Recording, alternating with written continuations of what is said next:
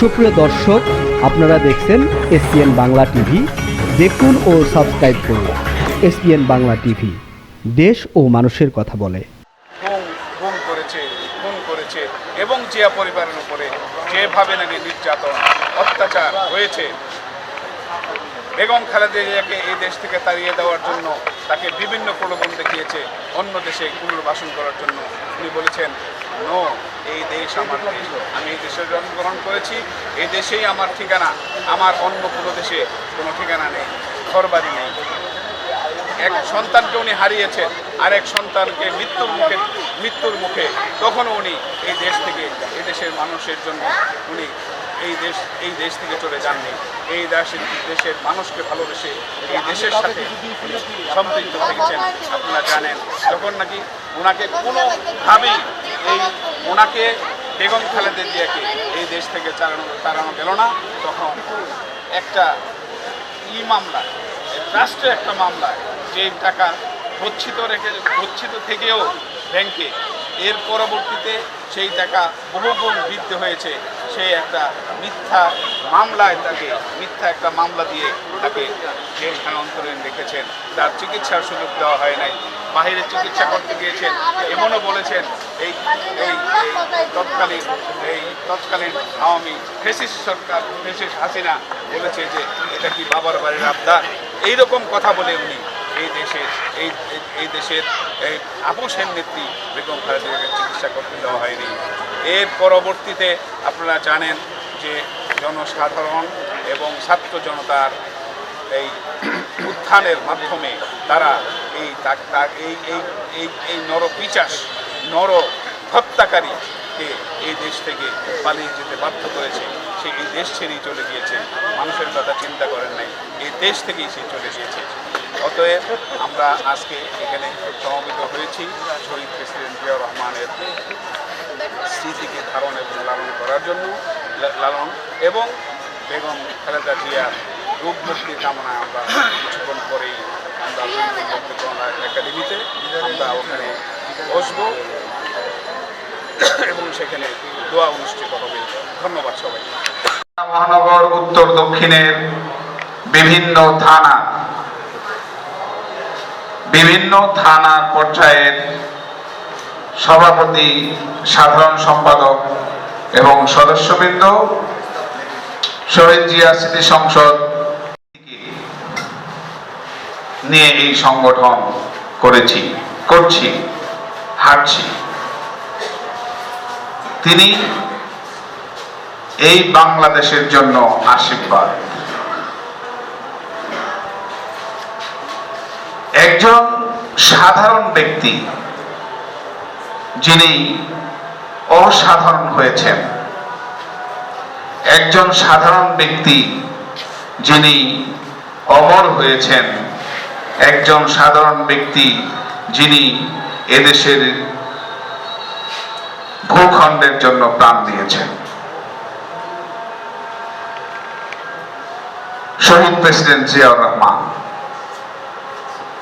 যার প্রত্যেকটি কর্মকাণ্ড, প্রত্যেকটি কথা, প্রত্যেকটি স্টেপ ছিল এদেশের জন্য, এদেশের মানুষের জন্য, এই ভূখণ্ডের জন্য। আচ্ছা, এই দেশটা স্বাধীন হলো কেন? কেন স্বাধীনতার সংগ্রামে এই দেশের মানুষ ঝাঁপিয়ে পড়েছিল? লক্ষ লক্ষ মানুষ প্রাণ দিয়েছিল এই ভূখণ্ডের জন্য। কেন এদেশের 2 লক্ষ ও অধিক মা বোন তার ইজ্জত বিলিয়ে দিয়েছিলেন? কেন? এটা আমাদেরকে বুঝতে হবে। সেটা হলো এদেশের গণতন্ত্রের জন্য। এই গণতন্ত্রকে টিকিয়ে রাখার জন্য এদেশে স্বাধীনতার যুদ্ধ হয়েছে। এদেশের গণতন্ত্রকে টিকিয়ে রাখার জন্য এদেশে 30 লক্ষ মানুষ তার তাজা রক্ত দিয়ে জীবন দিয়েছে। এদেশের গণতন্ত্রকে টিকিয়ে রাখার জন্য এদেশের মা বোন তার ইজ্জত দিয়েছে, এদেশের ভূখণ্ডকে রক্ষা করার জন্য এদেশের মা বোন এবং শিশু অকাতরে প্রতিবন্ধীদেরকেও তারা ছাড় দেয় নাই, বুদ্ধিজীবীদেরকে তারা হত্যা করেছে। বুঝতে হবে সেই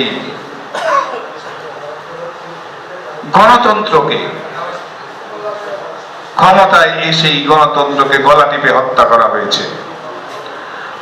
বাকশাল তৈরি হয়েছে, বাক স্বাধীনতা হরণ করা হয়েছে, এদেশের ভোটাধিকার হরণ করা হয়েছে, এদেশের মানুষের যত দাবি ছিল সেই দাবিগুলো উত্থাপন করতে পারে নাই, তাদের কথাগুলি বলতে পারে নাই। ডাকাতি, চুরি, রাহাজানি, হত্যা, নারী নির্যাতন, লুণ্ঠন থেকে শুরু করে এমন কিছু নাই এদেশের মানুষের উপরে হয় নাই। পরবর্তীতে এদেশের মানুষ রোজা রেখেছে, নামাজ পড়েছে এই অত্যাচারের হাত থেকে বাঁচার জন্য। এদেশে যখন পরবর্তীতে 15 আগস্ট হয়েছে, এদেশের মানুষ তখন দিশেহারা।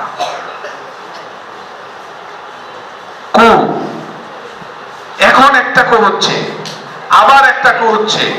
এদেশের মানুষকে, এদেশের ভূখণ্ডকে, এদেশের ভূখণ্ডের সমস্ত এই জাতিকে একটা বিভ্রান্তির মধ্যে ফেলে দিয়েছে। ঠিক তখনই সিপাহী বিপ্লবের মাধ্যমে 7ই নভেম্বর হয়েছে। আপনারা জানেন 1975-এ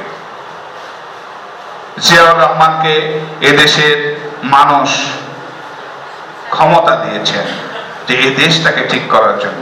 অস্থিতিশীল পরিস্থিতি থেকে এই দেশটাকে একটা স্থিতিশীল পরিস্থিতির মধ্যে নিয়ে এসেছেন মেজর জিয়াউর রহমান।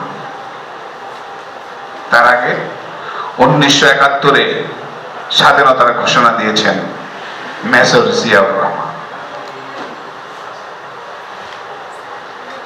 স্বাধীনতার ঘোষণাটাকে কিন্তু ছোট কিছু মনে করবেন না। এটা কোনো এরকম কথা নয়, আমি যে কথা বলছি এরকম কথা নয়।